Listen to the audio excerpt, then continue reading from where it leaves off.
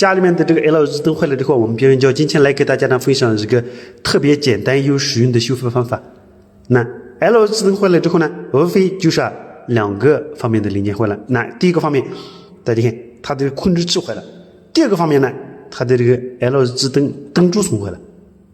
那这两个里面呢，任意一个损坏 LED 灯呢，它就不会发亮。但是呢 ，LED 灯它这个控制器损坏的概率特别的小，一般呢都是我们的这个灯珠呢损坏了。那灯珠损坏之后我们如何检测？这里面呢有这么多灯珠，我们该去检测哪个？该去怀疑是哪个灯珠损坏了呢？因为肉眼根本看不出来。那比较明显的灯珠呢，我们可以这样仔细的看一下。如果这个灯珠里面有一片发黑，说明这个灯珠它就损坏了。但是我们这样检查的时候呢，根本看不出来哪个灯珠是坏的，哪个灯珠是好的。这时候别着急，我们只需要用这个手机充电器，然后呢，我们再找个这样的数据线。数据线呢没有做过多的要求，只要是这种充电线或者说数据线都是可以的。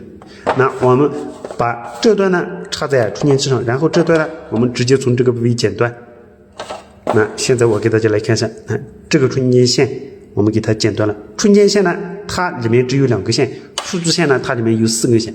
我们找到它的充电线正负极，然后呢，直接放在我们的这个充电器头上，然后呢，我们插在插座上，大家看，插座上这样插上。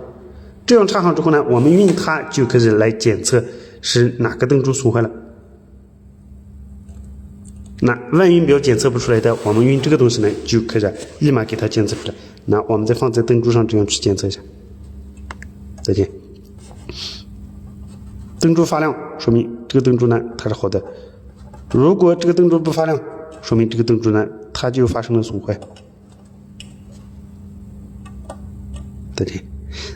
那我们再来这样交换一下正负极。再见。如果正极不亮，那我们交换一下负极，我们这样去交换一下。如果还是不发亮，那我们基本上就确定是这个灯珠呢它发生了损坏。那好的灯珠我们这样点一下之后呢，它立马就会发亮。只有损坏的灯珠呢，它不会发亮。那大家看，这个灯珠呢它发生了损坏，这个灯珠它发生了损坏。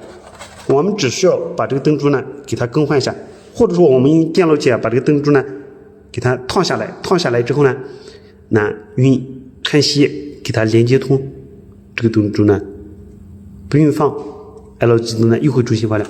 这就是我们用一个充电器可以检测 LED 灯好坏的方法，分享给大家。